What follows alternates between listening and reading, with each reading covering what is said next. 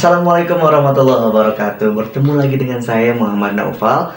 Saya perwakilan dari SMP Nurul Wasilah Subryo 6. Nah, di sini sekarang saya akan membacakan sebuah dongeng yang berjudul Kabayan dan Mesin Waktu. Selamat menyaksikan. Di pagi hari yang cerah, Kabayan sedang duduk di teras rumahnya. Sambil memegang secangkir kopi panas, dia memandangi langit-langit. Kemudian dia meminum kopinya sambil berkata, "Kayaknya enak ya kalau kita bisa ketemu sama orang-orang zaman dulu," katanya. Beberapa waktu kemudian, istrinya itu datang menghampirinya.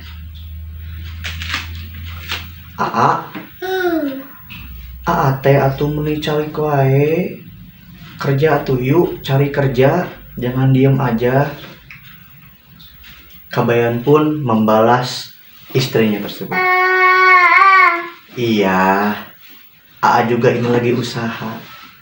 Tapi kayaknya Aa nggak akan nyari kerja. Aa mau usaha. Iten pun kaget mendengar perkataan Kabayan yang ingin membuat sebuah usaha. Iten pun bertanya kepada Kabayan,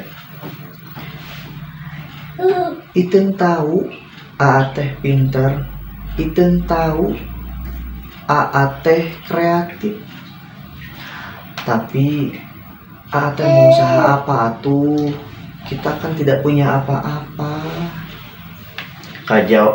Kabayan dengan gagah, dengan percaya diri menjawab, "Itu Aa itu kreatif, pinter, Iten paling tahu. Aa mau ngebuat sebuah mesin waktu, lalu Aa ingin menjelajahi waktu, Aa ingin datang ke masa lalu, Aa ingin melihat sejarah masa lalu, kemudian Aa ingin menuliskan di buku, lalu menjual buku itu." Iten semakin terheran-heran dan kaget. "Hah? Sejak kapan Aa suka nulis? Sejak kapan Aa suka sejarah? Aa kan tamatan SD atuh. Emang Aa ngerti sama sejarah?" Kabayan pun menjawab, "Sebelum menulis kan Aa itu harus tahu dulu sejarah. Makanya dari itu Aa mau bikin mesin waktu. Aa mau pergi ke masa lalu buat melihat sejarah, kemudian menulisnya di buku. Setelah itu Aa ngetik ke warnet, lalu Aa cetak bukunya, lalu Aa jual bukunya. Aa mau jadi pengusaha, Aa mau jadi penulis." Iten pun kebingungan. Dengan penuh rasa kebingungan, Iten pun mengambil kopi yang belum habis punya Kabayan, lalu kembali ke rumah dengan rasa kesal. "Ya sudah, terserah Aa." Kemudian Kabayan berbicara dengan dirinya sendiri. Kalau mau membuat mesin waktu harus banyak mesin. Wah, di gudang kayaknya banyak. Kemudian Kabayan pun pergi ke gudang belakang rumahnya. Lalu Kabayan menemukan mesin motor, dinamo mesin cuci, kulkas yang sudah tidak terpakai, ada radio dan beberapa kabel yang sudah usang. Dengan kepandaian dan kecerdikan Kabayan, dia menyatukan semua barang-barang itu, lalu kemudian terjadilah sebuah keajaiban. Kabayan berhasil menciptakan sebuah mesin waktu, walaupun dia sendiri masih belum yakin apakah mesin waktunya bisa digunakan atau tidak. Dengan percaya dirinya, Kabayan mulai menyolokkan kabel dari mesin waktu itu ke saklar yang ada di sana. Sak. Setelah dicolok, kemudian keluarlah suara-suara petir. Trrrr, suara-suara konslet listrik. Setelah itu mesin waktunya terbuka, kemudian cahaya keluar dari dalam mesin waktu dan Kabayan pun terhisap ke dalam cahaya tersebut. Singkat cerita, Kabayan terbangun dan dia terkaget setelah melihat ternyata dia ada di masa dimana ketika Indonesia masih dijajah. Terdapat banyak sekali tentara Belanda, terdapat banyak sekali pahlawan-pahlawan Indonesia yang sedang bertarung. Kemudian Kabayan dengan sigap langsung menuliskan apa-apa saja yang dia lihat di dalam kertas yang dia bawa. Dia menulis. Ada kejadian di mana Belanda diserang oleh tentara Indonesia, begitupun sebaliknya. Kemudian setelah semua itu telah selesai, Kabayan kembali ke dalam mesin waktunya dan berharap bisa kembali ke zamannya. Tapi apa yang terjadi? Kabayan malah terlempar ke belakang, ke masa di mana dinosaurus masih hidup. Kabayan pun sangat kaget. Di sana Kabayan melihat ada banyak sekali dinosaurus. Sambil bersembunyi, Kabayan mencatatkan, menuliskan berbagai macam spesies dinosaurus yang dia lihat. Dia menulis sampai lupa bahwasanya dia menulis sambil berjalan dan lupa jalan untuk mencari mesin waktunya. Kabayan kebingungan. Dia pun berkata, "Aduh, tapi di mana ya? Lumayan, catatannya udah banyak.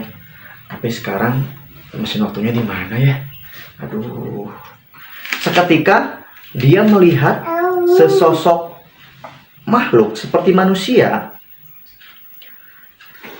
yang sedang melempari sesuatu. Kemudian Kabayan pun menghampiri makhluk tersebut. Dia melihat, memperhatikan apa yang sedang dilempari.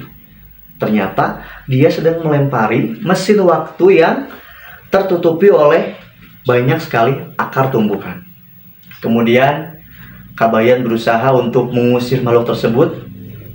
Dia berlari secepat mungkin masuk ke dalam mesin waktu.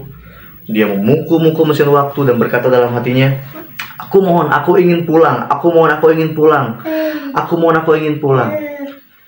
Mesin waktunya bekerja, mengeluarkan suara petir, suara gemercik listrik seperti yang konslet. Kemudian boom, meledak. Kabayan pun pingsan. Tak lama dari itu Kabayan mendengar suara, banyak sekali suara. Ada suara perempuan dan juga laki-laki. "Kabayan, Kabayan bangun, Kabayan bangun. Aa bangun, Aa bangun, Aa bangun." Setelah dia membuka matanya, ternyata yang ada di hadapannya adalah istrinya dan juga para tetangganya. Dari kesaksian mereka bilang, dan juga Iteng juga berkata kepada Kabayan, "Aa ngapain sih nyambung-nyambungin listrik? Jadi konslet, meledak, satu kampung listriknya jadi mati." Bahkan para tetangganya pun ikut kesal dan marah. "Iya Kabayan, gara-gara kamu listrik satu kampung mati. Lihat sekarang, apa yang terjadi? Kamu dari tadi tidur di sini, pingsan, kesetrum." Kabayan pun bingung. "Hah? Pingsan? Kesetrum? Perasaan tadi saya ngelihat ada tentara Belanda melawan tentara Indonesia. Kemudian saya melihat dinosaurus banyak sekali." Semua tetangga dan juga istri Kabayan merasa kebingungan. "Kabayan, kamu bilang apa? Dari tadi kamu itu pingsan." Kemudian Kabayan digotong oleh tetangganya untuk duduk di teras rumahnya. Tetangganya semuanya bubar, kembali ke rumahnya. Iten pun bertanya, "A, beneran ngelihat tentara Belanda melawan tentara Indonesia?" Kabayan pun menjawab, "Iya, benar, serius. AA melihat perang kayak di masa lalu gitu. Terus AA melihat banyak sekali dinosaurus. Ada yang makan tumbuhan, ada yang makan dinosaurus lagi, ada yang terbang, ada yang berenang. Pokoknya banyak." Iteng pun mulai merasa khawatir. Kemudian masuk ke rumah demi untuk membawakan segelas air. Kabayan terheran-heran, apakah apa yang dia alami itu benar atau tidak. Sambil menggaruk-garuk perutnya, jatuhlah sebuah catatan. Dan ketika dia lihat, catatan tersebut berisi tulisan tangan hasil tulisan Kabayan ketika melihat semua kejadian-kejadian tersebut. Singkat cerita, Kabayan akhirnya menuliskan atau mengetik ulang semua tulisan itu. Lalu Kabayan menerbitkan sebuah buku yang berjudul Kabayan Lang-Lang Zaman.